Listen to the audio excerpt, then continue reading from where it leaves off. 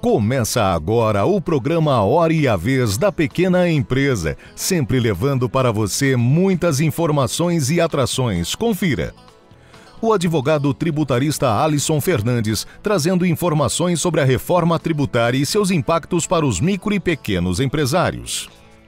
O economista Otto Nogami falando sobre a atual guerra tarifária, mas trazendo uma visão pouco discutida até o momento. Também esteve conosco o professor Alexandre Chaia. E nesta semana, o presidente do SINP, Joseph Cury, recebe o secretário executivo de Mudanças Climáticas, Dr. José Renato Nalini. Fique conosco.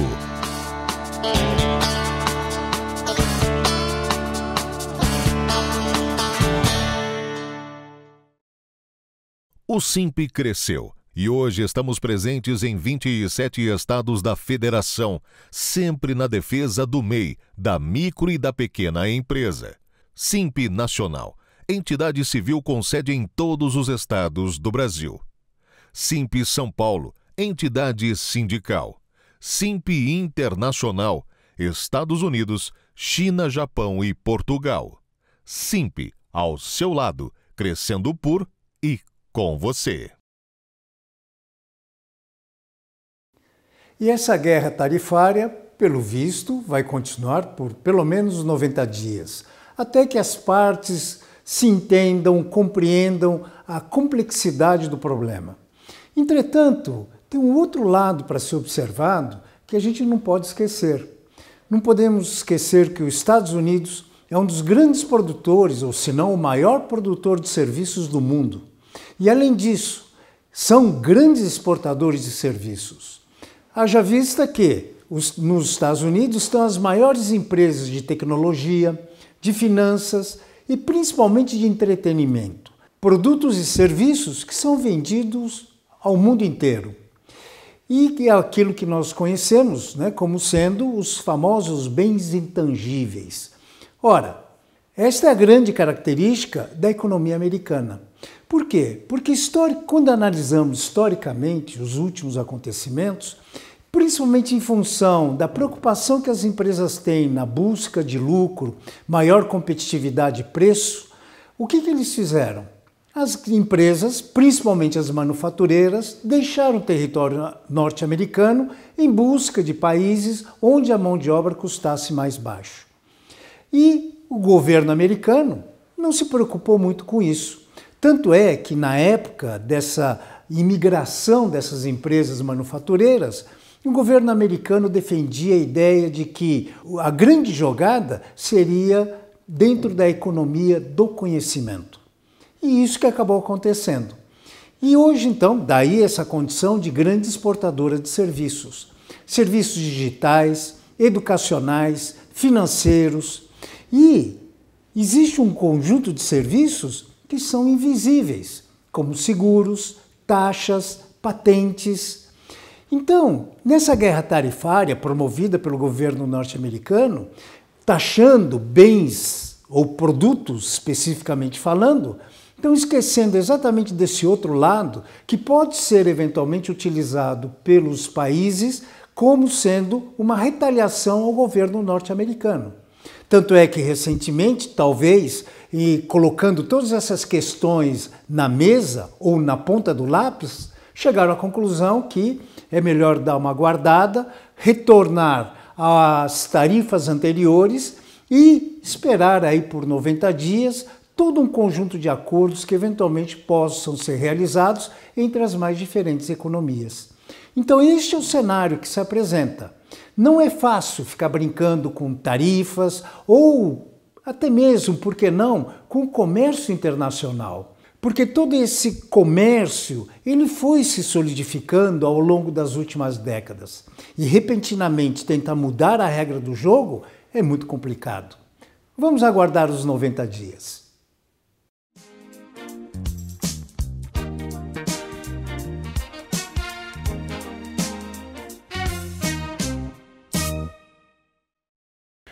Então, o mês de abril começa com uma complicação pelo início da guerra comercial que os Estados Unidos deflagrou contra o mundo inteiro. Apesar dessa guerra comercial ela gerar no longo prazo uma piora para todo mundo, todos os países vão ficar mais pobres porque o comércio vai diminuir, vai ter menos renda na economia, as famílias, a sociedade como um todo vai ficar mais pobre. Nesse primeiro momento, o Brasil pode se beneficiar dessa guerra. Por quê? Porque a tributação que o Brasil vai ter nos produtos para os Estados Unidos, ela vai ser a alíquota base, a alíquota mais baixa que tem, que é 10%. E com os outros países que estão tendo uma alíquota maior, principalmente a Ásia como um todo, onde tem toda a manufatura do mundo, a produção industrial, a tendência é o Brasil poder substituir para o mercado americano esses produtos. Então, segmento de calçado, segmento de vestuário, segmento de manufaturas de baixo valor agregado, não turbinas, não aviões, mas baixo valor agregado, a tendência é que o Brasil possa ser competitivo nesse mercado. Além disso, com essa depreciação que o câmbio está tendo, indo para um valor mais alto, a tendência é que o produto ainda caia de valor e essa compensação dos 10% de tributação ela acabe desaparecendo. Então esse primeiro momento é um momento onde o Brasil pode surfar nessa onda de uma forma melhor, ele pode conseguir vender, aumentar sua exportação para os Estados Unidos, mas no longo prazo a tendência é que todo mundo, tanto Brasil, Estados Unidos principalmente e o resto do mundo, acabem tendo uma piora na criação de renda. Provavelmente os países vão ter crescimentos menores e isso vai diminuir o comércio mundial, mas nesse primeiro momento a gente pode se beneficiar exatamente por este mercado e nos segmentos que o Brasil tem alguma habilidade, somente setor de calçado, setor de confecção, são setores que os Estados Unidos vai demandar e que não vão ser atendidos mais pela Ásia.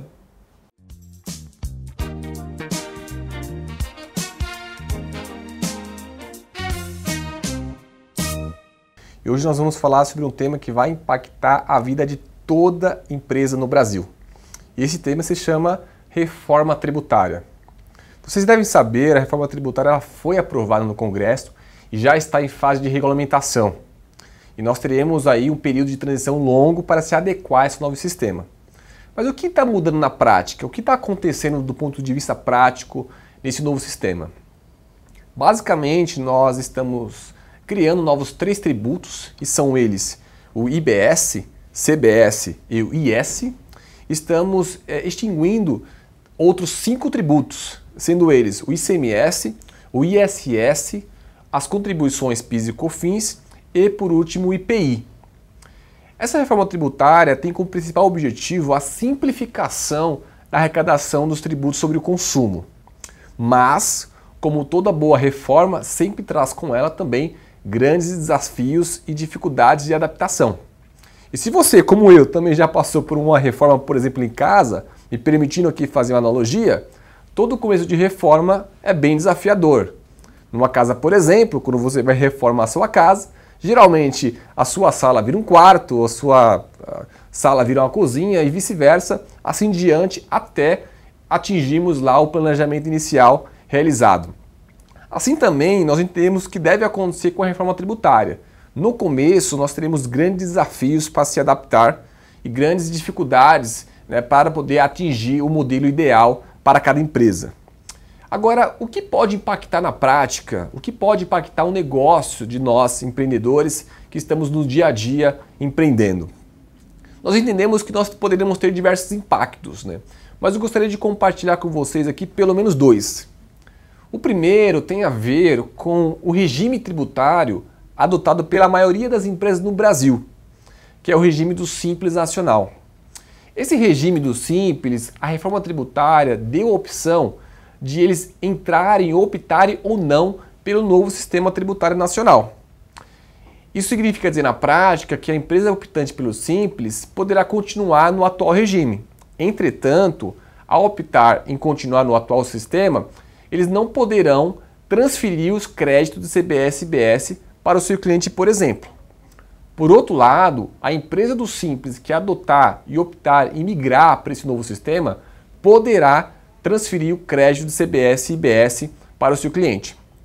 Portanto, será muito importante o empresário avaliar se faz sentido, do ponto de vista econômico e negocial, continuar ou não no seu regime simplificado de tributação, Simples Nacional. Outro ponto importante que a gente entende que vai impactar todas as empresas, especialmente pequenas e médias empresas, tem a ver com o custo de adaptação ou custo de transição. O governo estabeleceu um período de transição de 7 anos. E nesse período nós teremos 2 sistemas correndo ao mesmo tempo. Ou seja, o atual sistema e o novo sistema. E para isso, certamente, as empresas precisarão investir horas da sua equipe que está envolvida nesse projeto, bem como atualização e parametrização de sistemas. Portanto, a gente entende que haverá sim um custo. E quem adiantar, quem se preparar o mais rápido possível para esse novo sistema, ganhará tempo e ganhará eficiência. E nós sabemos também, geralmente, quem deixa por último, paga mais caro. Então não seja você, empresário, o último a se preparar e pagar mais caro. Antecipe o mais rápido possível e faça a sua parte para evitar e melhorar a sua eficiência fiscal com esse novo modelo de reforma tributária. Um forte abraço.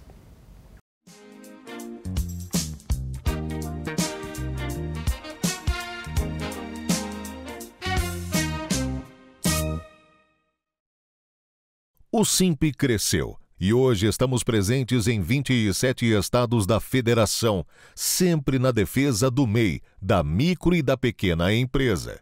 Simpe Nacional, entidade civil com sede em todos os estados do Brasil. Simpe São Paulo, entidade sindical. Simpe Internacional, Estados Unidos, China, Japão e Portugal. Simpe, ao seu lado, crescendo por e com você.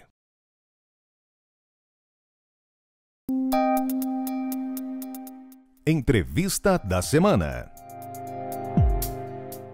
O nosso convidado de hoje é o Dr. José Renato Nanini, secretário executivo de Mudanças Climáticas do município de São Paulo. É um prazer tê-lo conosco, secretário. O prazer é meu, Curi. Sempre é muito bom atender um convite seu.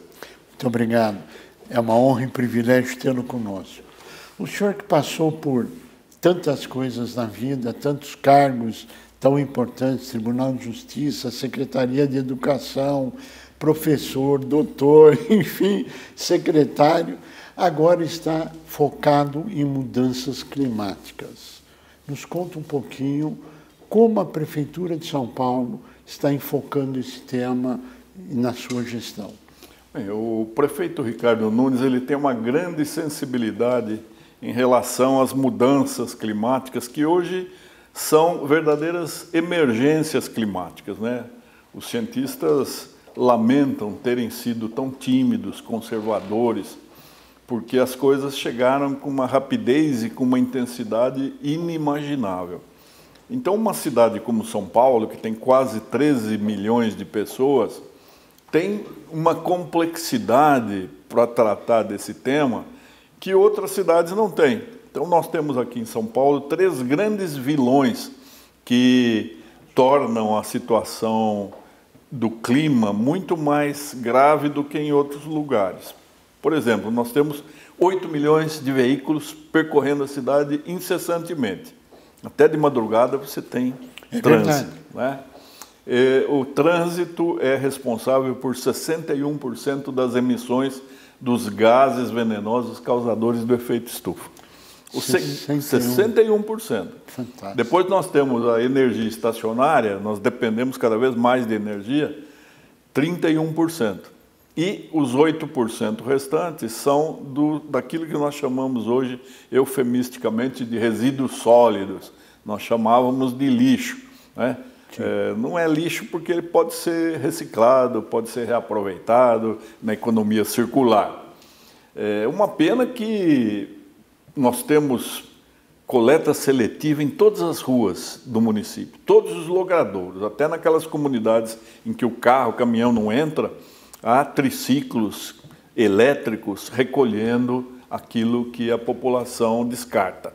Infelizmente, só 3% disso chega à reciclagem, porque não há separação no âmbito doméstico, né? Bastaria separar resíduos orgânicos, aquilo que é o resto de comida, coisa que apodrece, pode virar biometano, vidro e o restante, papelão, isopor, etc.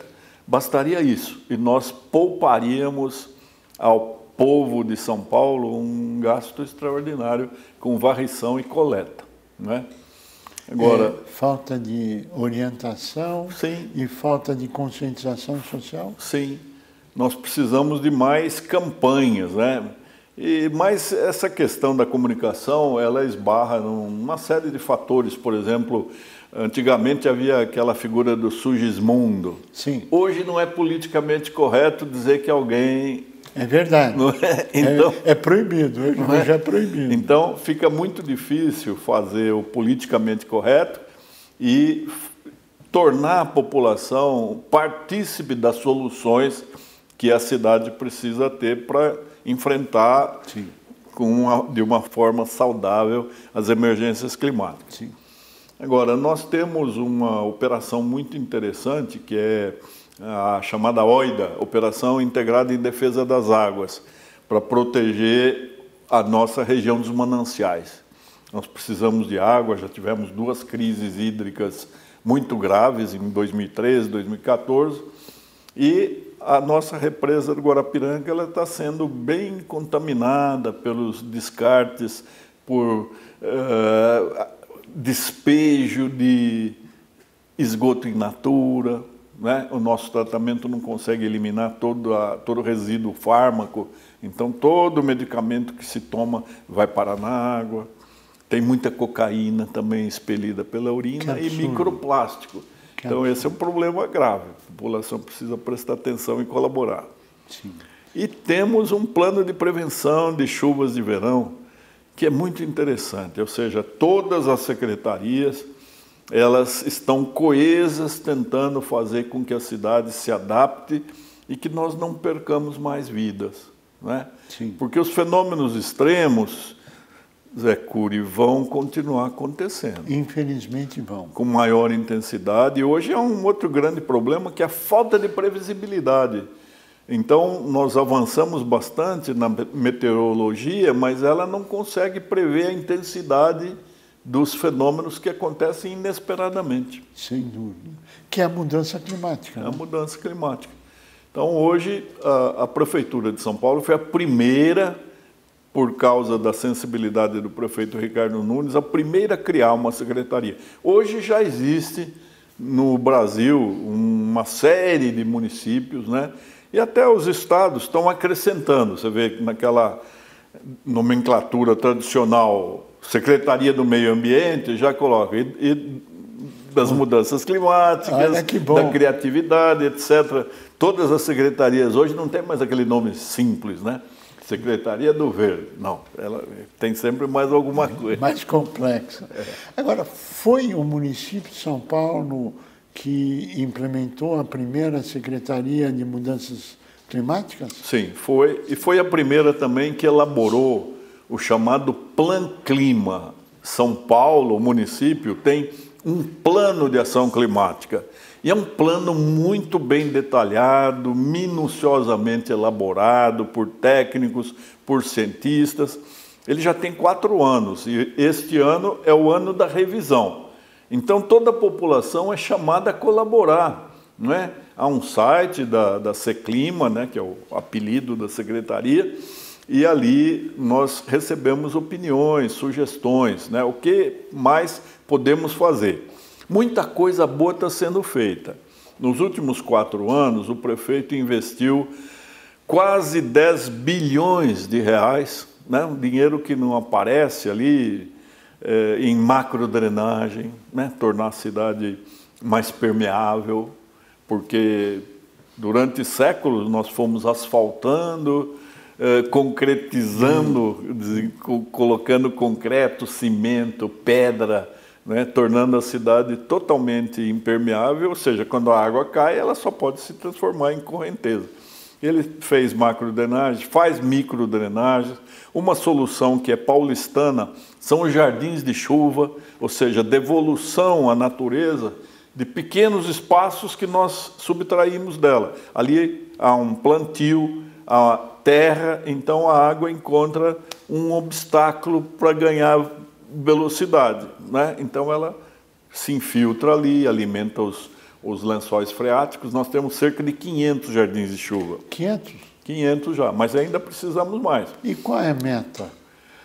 A meta é este ano de 2025, que é o ano da COP30, né? São Paulo quer participar da discussão ambiental, que é o assunto mais sério que pode preocupar a humanidade. A humanidade nunca correu tamanho risco quanto aquele de vir a ter impedido a continuidade da vida por causa de tornar a Terra um ambiente inabitável. Sim. Então nós queremos plantar, a meta do prefeito é 120 mil árvores.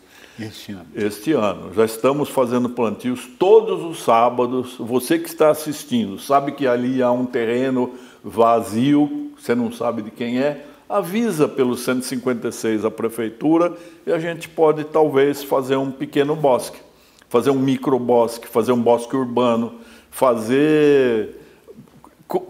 devolver ao ambiente as árvores que foram subtraídas dele. Que né? fantástico. É muito bonito isso. Muito bonito. Só que a gente precisaria, Curi, fazer com que a população gostasse de árvores. Infelizmente, nós recebemos assim 100 pedidos semanais de remoção de árvores e 2 de plantio de árvore, né? Então, quando as pessoas souberem que a árvore é a melhor tecnologia que existe para dar uma temperatura melhor, há uma diferença de 10 graus entre região arborizada e região árida. 10 graus. Aqui em São Paulo. Puxa, não é? Então, nós estamos, por ordem do prefeito, priorizando as regiões mais áridas. Eu lembro das 3 primeiras: Sapopemba, Itaquera e Moca. Para mim, uma surpresa. A Moca, eu achei que tivesse mais árvores. Não tem. Então, nós precisamos plantar árvores. A árvore, ela presta um serviço ecossistêmico gratuito, que é essencial para a qualidade de vida. Né? Então, o plantio é aquilo que nos motiva este ano. E você procure saber o que é COP, né? E procure plantar, proteger uma árvore.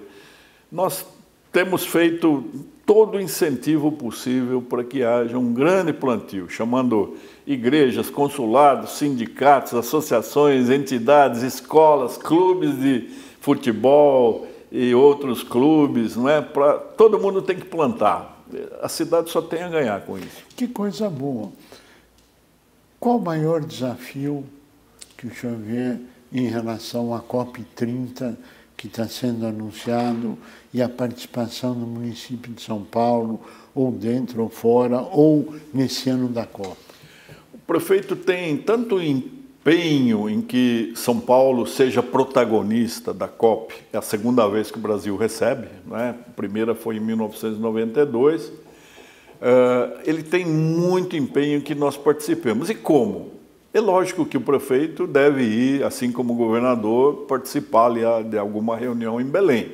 Mas durante todo o ano nós queremos eventos aqui em São Paulo.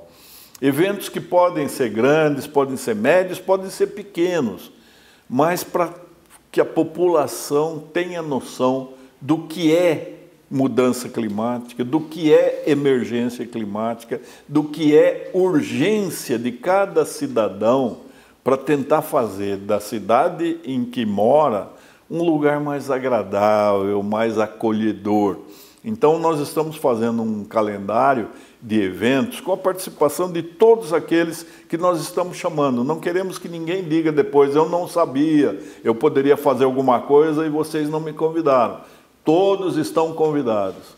A cidadania, as associações, as entidades, a universidade, todo mundo está sendo chamado a refletir. Vamos fazer com que, desde a criança até o idoso, saiba que existe uma discussão fundamental. E a COP do Brasil em 2025, a COP30, ela guarda uma expectativa do mundo inteiro que vai ser difícil atender.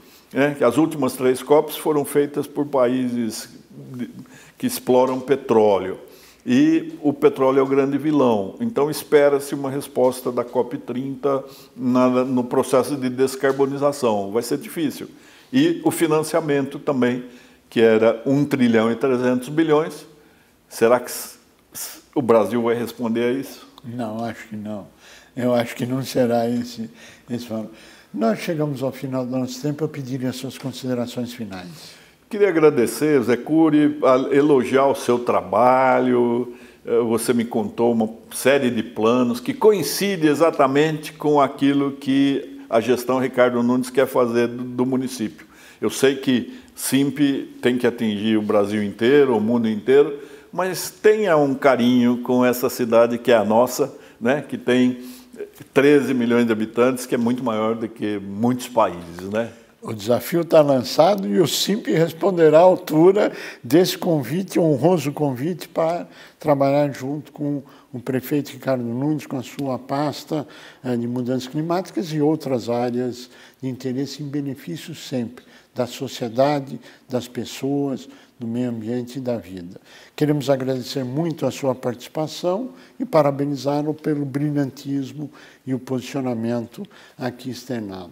A você que esteve conosco, nosso mais profundo agradecimento, com a certeza que estaremos juntos na semana que vem. Até lá! O SIMP cresceu e hoje estamos presentes em 27 estados da federação, sempre na defesa do MEI, da micro e da pequena empresa. SIMP Nacional, entidade civil com sede em todos os estados do Brasil. SIMP São Paulo, entidade sindical. SIMP Internacional, Estados Unidos, China, Japão e Portugal. SIMP, ao seu lado, crescendo por e com você.